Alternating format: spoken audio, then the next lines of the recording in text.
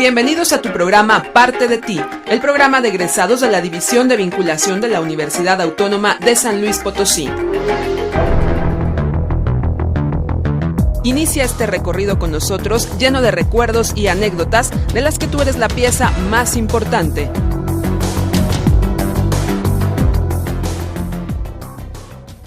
Muy buenas tardes, qué gusto que nos acompañe en su programa Parte de Ti, el programa de egresados de la Universidad Autónoma de San Luis Potosí. En esta ocasión tenemos el gusto de entrevistar al contador público Sergio Arturo Reyes Ramírez. Él es egresado de la Facultad de Comercio, de la generación 60. Muchas gracias por acompañarnos. Gracias a usted por invitarnos. Oiga, contador, vamos a remontarnos mucho tiempo atrás para que usted nos platique, antes de entrar a la carrera, por qué eligió esa carrera y por qué eligió estudiarla en la Universidad Autónoma. ¿Cómo no? Mire, con todo gusto. Lo que ocurre es que, en primer lugar, la universidad era el único lugar anteriormente donde había estudios profesionales. No había la gama de universidades que hoy hay en la ciudad y en el estado. Entonces, si quería uno seguir una profesión, pues en la Universidad Autónoma de San Luis Potosí. Yo terminé, cuando yo estaba terminando la secundaria, no era muy ducho en matemáticas. Y tomé clases durante un año, clases particulares con un profesor, Cristóbal Espinosa Moya, que era catedrático en la universidad.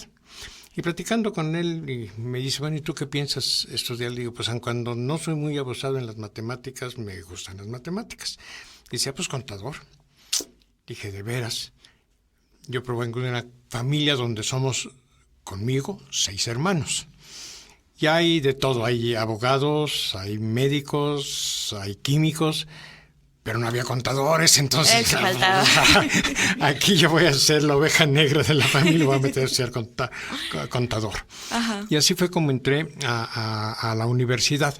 Me toca un nuevo plan de estudios de 3 años, un plan único de 3 años, con 9 materias por año.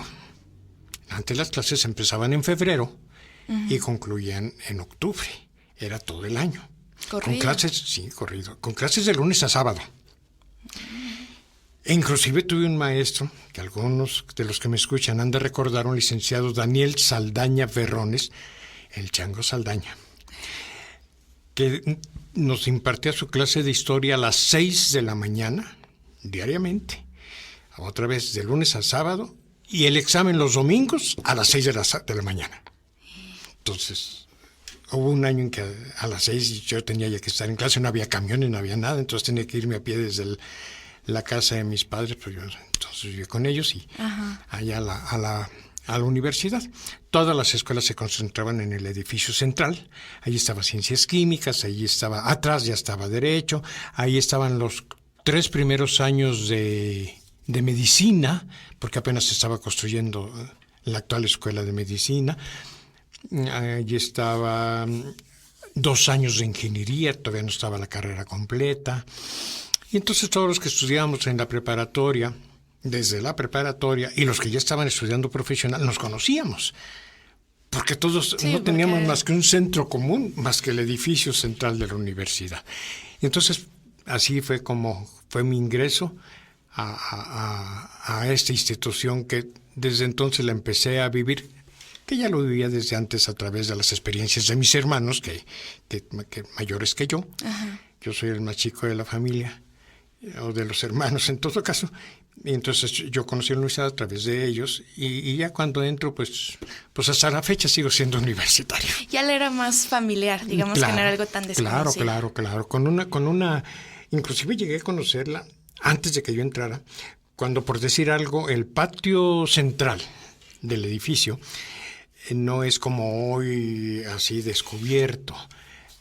Tenía jardines con setos de huele de noche, que obviamente olían en la noche, sí, con unos pasillos muy estrechos que convergían en una pila, en una fuente, en forma de estrella que era de granito. Esa fuente era de granito y tenía forma de una estrella. Oiga, ¿cuáles eran en ese tiempo sus maestros favoritos o sus materias favoritas? ¿Las que más le gustaban o tal vez las que siente que más le sirvieron para ejercer su profesión más adelante? Desde luego que el latín. ¿Por qué? Porque los contadores, nuestra principal carga, obviamente, aparte de la contabilidad, son tres áreas importantes para los contadores. Obviamente la contabilidad, las matemáticas y el derecho. Para el derecho necesita uno el latín. Entonces llevé 3 años de latín con Joaquín Antonio Peñalosa Santillán. Entonces, bueno, pues con la forma tan amena de él de impartir sus conocimientos, pues fue una delicia esos 3 años. La historia por sí siempre me ha gustado en lo particular. Yo soy un historiador apasionado, amante de la historia. Y bueno, haber tenido a Saldaña, a Penilla, pues al mismo Rodríguez Barragán como maestros, pues hombre, fue tener convivir con estos personajes tan conocedores de la historia, no con Montejano. Con él sí no tuve clases, pero ya lo traté como maestro en contaduría. Tuvimos una relación muy estrecha y muy agradable con Montejano, hablando todavía de historiadores, ¿verdad? Uh-huh. Y bueno, por otro lado, entonces de maestros, pues Peñalosa, los historiadores, y vaya usted a creer que las matemáticas me gustaban, las llevé con un maestro, un ingeniero Jorge Cipriano Izquierdo Bravo. Uh-huh. El ingeniero Izquierdo, que entre paréntesis y hablando de historia, fue el primer maestro que tuvo un nombramiento de tiempo completo en la universidad. Ahí donde ves, y sí me sé la historia de mi universidad. Era muy duro en su materia. Impartía 8 horas de clase diarias e inclusive lo difícil con él o lo agradable con él, según la óptica, es que pasaba al pizarrón a resolver problemas a quien él tenía la confianza de que lo iba a resolver. Nada de que fuera a hacer el ridículo. Decía, aquí está ese problema y a ver, pásale tú a resolverlo porque yo sé que tú me lo vas a resolver. Ajá. Y el hecho de que, bueno, su servidor me pasó 6 veces en un año. Híjole, ya. Era un honor. Ya, era un honor y era un honor de que, mira, pues sí, la hago más o menos en matemática, a pesar de que no era muy ducho en esto como comentaba en un principio. Ajá. Bueno, finalmente, de sus 8 grupos que tenía, aprobaron en examen ordinario, o aprobamos en examen ordinario, 17 alumnos de 8 grupos. En ordinario, 17 alumnos. Bueno, yo fui uno de ellos con 6. Pero aprobado, que es lo importante. No, era un logro realmente pasar con don Jorge Cipriano. Oiga, platícanos un poco de sus compañeros. ¿Quiénes fueron sus compañeros en ese entonces? ¿Siguieron siendo sus amigos? ¿Los siguió viendo? ¿Qué pasó? Mi facultad de contaduría era, pues si usted quiere, el patito feo, de alguna manera. ¿Por qué? Pues bueno, pues ser médico, pues daba caché, ser abogado, bueno, pues como quiera daba centavos. Bueno, no es cierto, todos dan centavos, no, es una broma. Bueno, los químicos y toda esta serie de gente, ¿no? Pero, bueno, o sea, los contadores, a pesar de que es una carrera, y déjenme platicarle, es una carrera. Este es un dato importante que casi nadie sabe. Y yo como historiador estoy terminando la historia de la facultad, la 3ª versión. La materia de contabilidad se imparte en San Luis Potosí desde hace 384 años, antes que la de medicina, antes que anatomía. ¿Por qué? Porque cuando llegan los jesuitas y ponen el colegio jesuítica, donde es la universidad, ponen su colegio para niños y niñas. Era 2 grupos de niños y un grupo de niñas. Y les daban las primeras letras y geografía y matemáticas. Y a los niños, no a las muchachas, a los niños, junto con matemáticas les enseñaban contabilidad. ¿Por qué? Pues para eso los habían traído los hacendados, los comerciantes, los mineros. ¿Quién les iba a llevar la cuenta de las entradas y las salidas de los bienes, las ganancias o las pérdidas? No había. Y entonces había que enseñarles contabilidad junto con las matemáticas a estos niños que estaban estudiando en lo que Hoy es el edificio central de la universidad. Desde hace 384 años que se enseña la contabilidad en San Luis. Bueno, a pesar de eso, pues ser contador, pues bueno, pues uno se imagina un señor con una visera verde, con un foco acá, escribiendo siempre con unas... Con su máquina, sí. Ándile, con una maquinita, con unas mangas negras o medias mangas para no ensuciarse en los puños blancos de la camisa, en fin. Así se consideraba al contador, que inclusive se les llamaba amanuenses. Después ya fueron contadores. Después llega la carrera de contador privado y el único requisito era haber terminado la secundaria. De la secundaria entraban a estudiar ya la contador privado 3 años y listo, ya saliste, así como hoy express. Finalmente llega la carrera de contador público, que se implanta desde, ya formalmente, hubo muchos intentos, formalmente el 6 de septiembre de 1951, hace 60 años, el 6 de septiembre vamos a cumplir 60 años, finalmente se implanta la carrera de contador público en la universidad completo. Porque antes, como los ingenieros, había 3 años y el que quiera terminar la carrera, vete a México. Entonces, completa la carrera. En este año se cumplen 60 años de puesta la de contador público, que es ya cuando empieza un poco a entenderse lo que es un contador público. Pero antes, pues no, como no necesitabas de bachillerato, no necesitabas de nada para poder estudiar, pues por ahí era la cosa. Era menos famosa. Era menos famosa. Oiga, ¿cuántos compañeros salieron con usted cuando usted salió? ¿Y qué siguió para usted cuando acabó sus estudios? ¿A qué se dedicó? ¿Qué hizo? Mire, mis compañeros de generación,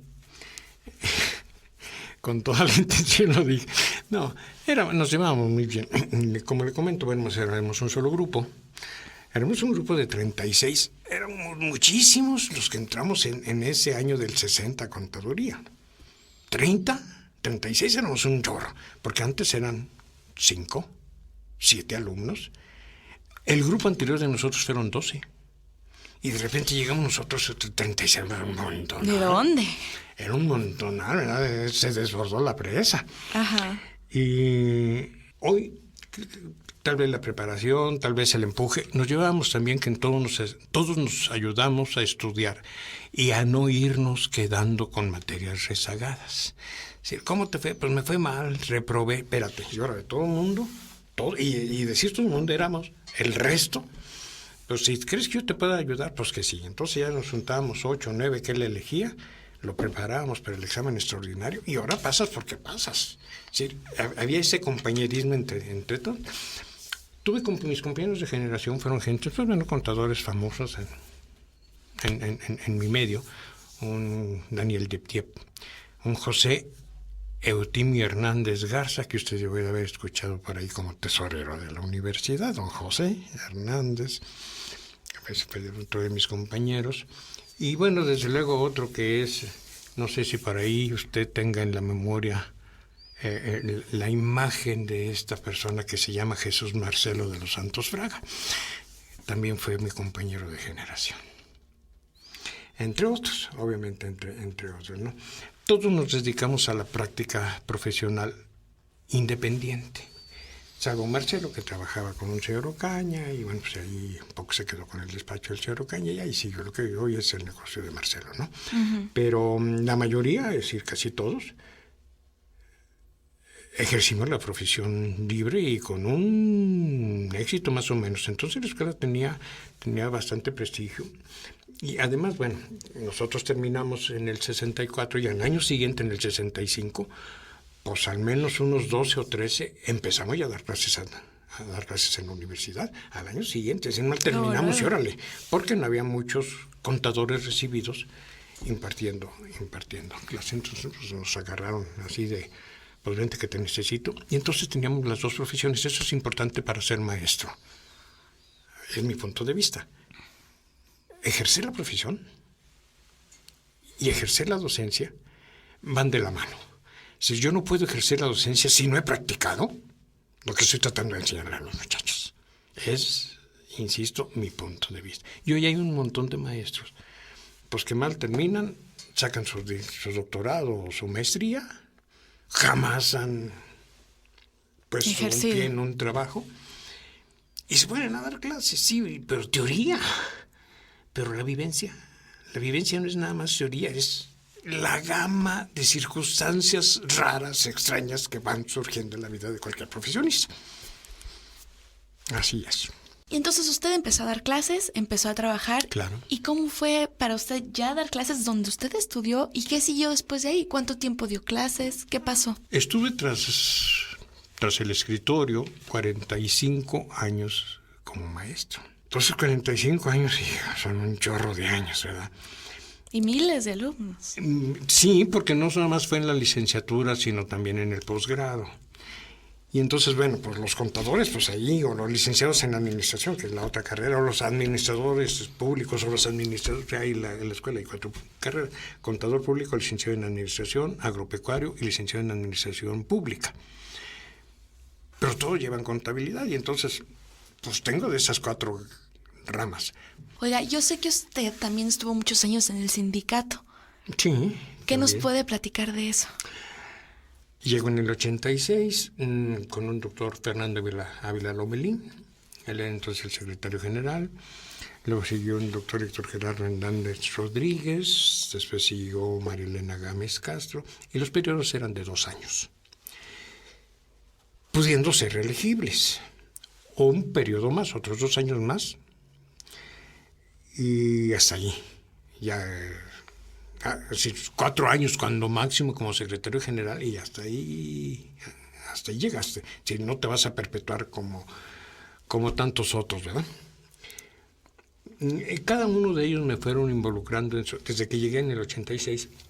El tesorero del sindicato era el ingeniero Izquierdo, aquel que me daba matemáticas en la preparatoria. Uh-huh. Él era el tesorero. Y cuando me ve llegar como presidente de Contaduría, me dice: oye, Sergio, qué bueno que llegaste. Yo de contabilidad no sé nada, entonces ayúdame con la tesorería, por favor. Él me llama de tesorero, y entonces ahí sigo finalmente ocupando puestos dentro de la directiva general del sindicato. Cuando termino María Elena Gámez, entonces ya me eligen a mí. Los primeros 2 años, pero recién electo, voy a una reunión nacional de sindicatos de maestros académicos en el país. Ya medio me conocían porque había ido acompañando a los anteriores secretarios. Llegando ahí, era un poquito planeado de que quién seguía y quién no seguía a nivel nacional. Era realmente un grupo que imponía quien quería que fuera el secretario nacional de este organismo. Cuando llego, algunos empiezan a revelar.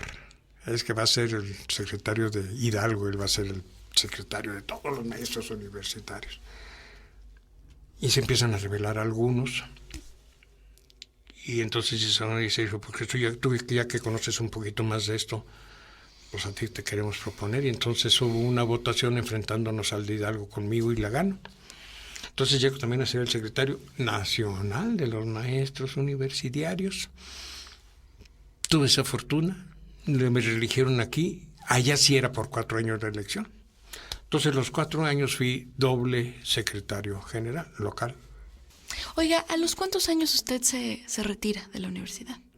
A los 45 años, al cumplir mis 45 años como docente, dije ya.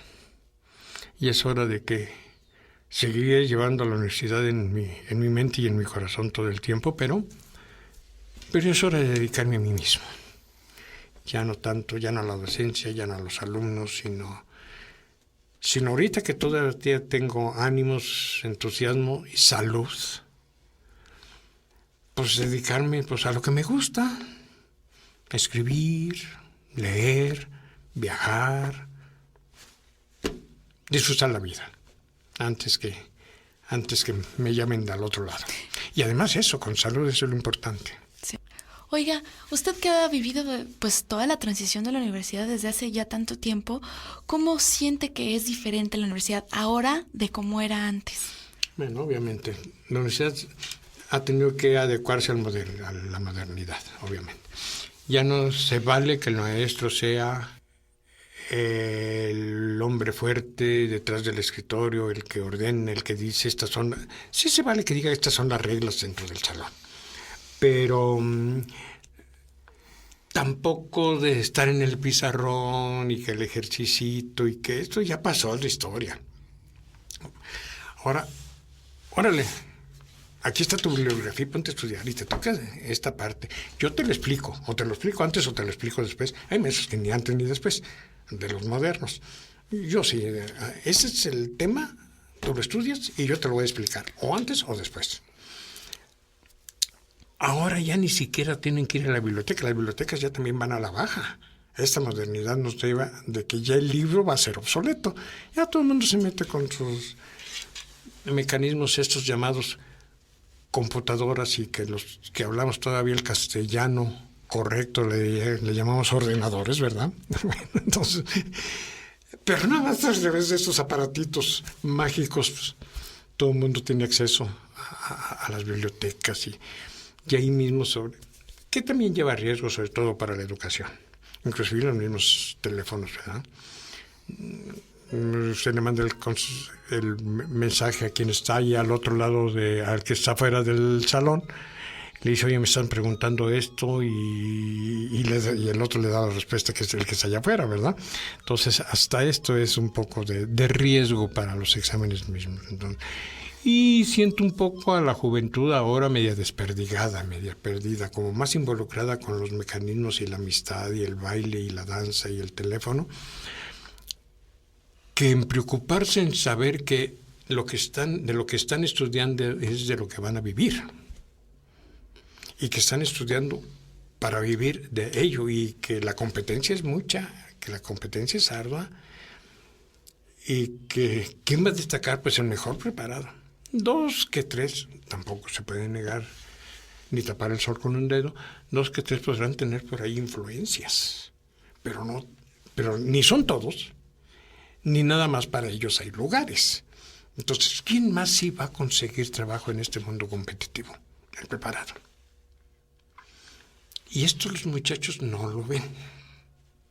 Cuando uno es estudiante, no, hombre, ni se preocupa de eso, sinceramente, ¿no? Preocupación que hasta cierto punto nosotros en nuestras épocas sí teníamos, porque había menos distracciones. Oiga, ya por último, le voy a hacer 2 preguntas que siempre hacemos en este programa. Y la primera es, pues después de todo lo que me ha contado, ¿qué siente usted que le ha dejado la Universidad Autónoma en su vida profesional y en su vida personal? A mí todo. Soy profesionista gracias a la universidad. He disfrutado mi profesión y la docencia, que son 2 cosas diferentes, gracias a la universidad. He tenido otras vivencias en el sindicato, gracias a la universidad, pues no hubiera sido universitario, no hubiera estado en el sindicato.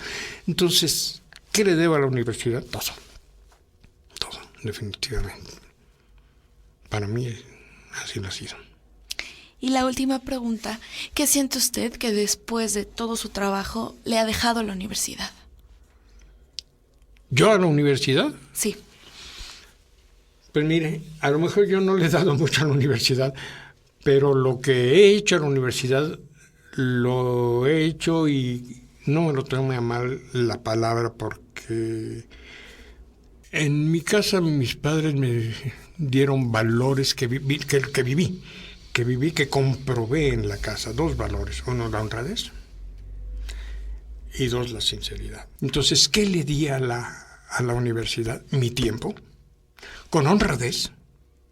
Mis horas de clase de 50 o de 55 minutos de clase. No de llegar a las media hora y salirme 5 minutos después de haber llegado. Le comenté hace un rato mis horas de clase estando en el sindicalismo nacional. No podía dejar a mis alumnos fuera. Así me educaron. Entonces, ¿qué le di a la universidad? Pues todo. Lo que me dieron en mi casa. Simplemente lo llevé para allá. Oiga, contador, le agradezco mucho que haya estado con No, nosotros. gracias de a veras. ustedes por soportarme. No, hombre, gracias a ustedes por darnos la oportunidad de escuchar todos estos relatos de lo que le tocó vivir a usted y pues todo su conocimiento sobre la universidad y sobre la vida y sobre la profesión. De verdad, fue muy padre esta plática y le agradezco mucho que haya estado con No, nosotros. pues gracias a ustedes, de veras. Buenas tardes. Él fue el contador Sergio Arturo Reyes Ramírez, egresado de la Universidad Autónoma y no solo egresado, sino maestro, sindicalizado y bueno, toda la experiencia que ustedes ya escucharon. Mi nombre es Raquel Soto y los esperamos la próxima semana que nos sintonicen con otra experiencia más de otro egresado de la universidad. Nos despedimos, hasta luego. Esto fue Parte de Ti. Te agradecemos el habernos sintonizado y te invitamos a que nos acompañes en nuestra próxima emisión, donde tu participación es la parte más importante en este recorrido.